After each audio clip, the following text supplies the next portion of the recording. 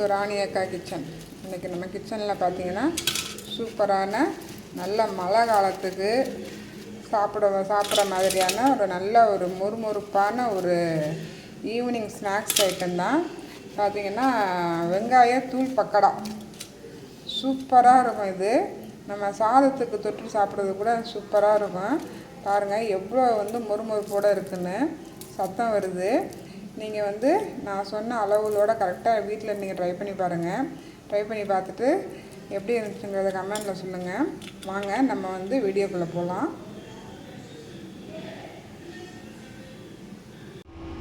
மூணு வெங்காயத்தை இது மாதிரி நீள நீளமாக கட் பண்ணிக்கிட்டேன். பாருங்கள், இந்த மாதிரி நீள நீளமாக நல்லா மெல்லிசாக கட் பண்ணிக்கோங்க. அப்போ தான் நம்மளுக்கு பஜ்ஜி போடும்போது நல்லா மொறுன்னு கிடைக்கும்.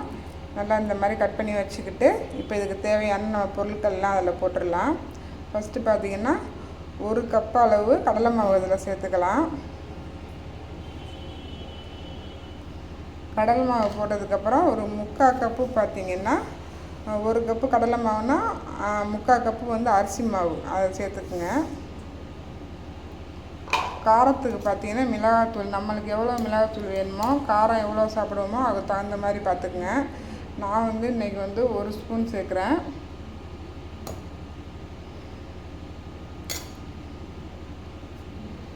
இது பெருங்காயத்தூள் பார்த்திங்கன்னா கொஞ்சமாக சேர்த்துக்குங்க. கடலை மாவு கேஸ் நம்மளுக்கு, அதனால் பெருங்காயத்தூள் சேர்த்துட்டு நல்லா வாசனையாக இருக்கும். இது பெரிய சீரகத்தை நம்ம கையில் போட்டு கசக்கி வச்சுருக்கேன். அதையும் அது கூட சேர்த்துக்கலாம். சேர்த்துக்கிட்டு கருவேப்பிலையை சின்ன சின்னதாக கிண்டி வச்சுருக்கேன். அதையும் அதை கூட சேர்த்துக்கலாம். சேர்த்துட்டு கலருக்கு பார்த்திங்கன்னா உங்களுக்கு கலர் தேவைன்னா போட்டுக்கோங்க, கலர் தேவையில்லைன்னா வேண்டாம். நான் இன்றைக்கி கொஞ்சம் நாளாக ரெட் கலரில் இருந்தால் பார்க்குறதுக்கும் நல்லாயிருக்கும், தம்பிக்கும் ரொம்ப பிடிக்கும். அதனால் நான் இன்றைக்கி கலர் பொடி ரெட் கலர்ஸ் பொடி கொஞ்சமாக சேர்க்குறேன். இப்போ நம்ம சேர்க்க வேண்டிய பொருள் எல்லாம் சேர்த்தாச்சு. இது எல்லாத்தையும் நல்லா மிக்ஸ் பண்ணிக்கணும். நம்ம இந்த வெங்காயத்தோடு சேர்கிற அளவுக்கு நல்லா மிக்ஸ் பண்ணிக்கோங்க. தண்ணி போடுறதுக்கு முன்னாடியே நல்லா மிக்ஸ் பண்ணிக்கிட்டு அதுக்கப்புறம் பார்த்திங்கன்னா தண்ணி தெளித்து இதை நல்லா மிக்ஸ் பண்ணிக்கணும். நம்ம போட்ட அந்த கலவை எல்லாம் பார்த்திங்கன்னா நல்லா ஒன்றுபட இந்த வெங்காயத்தில் ஈரத்தன்மை இருக்கும், அது கூட சேர்ந்து வர்ற அளவுக்கு நல்லா மிக்ஸ் பண்ணிக்கோங்க. மிக்ஸ் பண்ணிக்கிட்டு லைட்டாக தண்ணி போட்டு தண்ணி தெளித்து நான் இதை நம்ம பக்கடா போடுற அளவுக்கு பண்ணிக்கிட்டு நான் உங்களுக்கு காமிக்கிறேன்.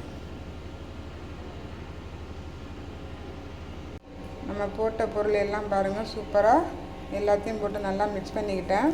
எந்த அளவுக்கு மிக்ஸ் ஆகிருக்கு பாருங்கள். நம்ம அந்த வெங்காயத்தில் நம்ம போட்ட எல்லாமே இந்த மாதிரி ஒட்டி இருக்கணும். நான் உப்பு உங்களுக்கு சொல்ல மறந்துட்டேன், அதுக்கப்புறம் நான் உப்பும் சேர்த்துக்கிட்டேன். உப்பு சேர்த்துக்கிட்டு நல்லா இந்த மாதிரி பிசைஞ்சுக்கணும். நம்ம இனிமேல் அடுப்பில் கடாயை வச்சு இதை கிள்ளி போட வேண்டியது தான். எவ்வளோ சிம்பிளான வேலையாக இருக்குது பாருங்கள். வாங்க இப்போ இதை நம்ம கடாயில் கொஞ்சம் கொஞ்சமாக போட்டு எடுத்துக்கலாம். ஒரு கடாய் ஒன்று அடுப்பில் வச்சு ஆயில் போட்டுக்கிட்டேன்.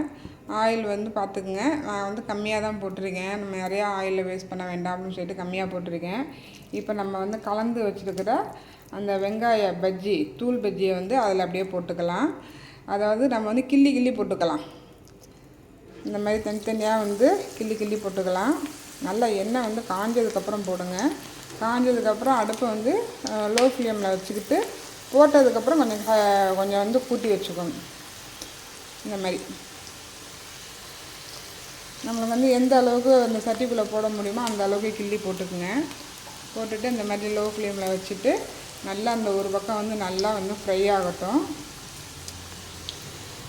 இந்த மாதிரி சாயந்தர நேரத்தில் ஸ்கூல் விட்டு வர நேரத்தில் குழந்தைங்களுக்கு இந்த மாதிரிலாம் பண்ணி கொடுக்கலாம். அது மாதிரி மழை நேரத்துலேயும் பார்த்திங்கன்னா இது மாதிரி பண்ணி கொடுத்தீங்கன்னா நல்லா சூப்பராக இருக்கும். இப்போ இந்த ஒரு பக்கம் பொரியட்டும். இப்போ நல்லா வெந்ததுக்கப்புறம் மறுபக்கம் திருப்பி போட்டுக்கலாம். நம்ம ஒன்று சைடு நல்லா வெந்துருச்சு, அடுத்த பக்கம் அப்படியே திருப்பி போட்டுக்கலாம்.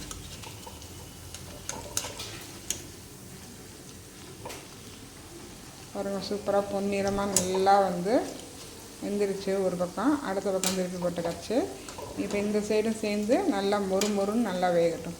மொறுன்னு செஞ்சு கொடுத்தீங்கன்னா சூப்பராக இருக்கும். பாருங்க, சூப்பராக இருக்கும். நல்லா அந்த பபுளாக வர்றதெல்லாம் வந்து அடங்கினா தான் நல்லா வெந்திருக்கு, நல்லா மொறுன்னு வந்துருச்சுன்னு அர்த்தம். அந்த டைமில் நம்ம வந்து இதை வந்து நல்லா எண்ணெயை வடிகட்டி எடுத்துக்கணும்.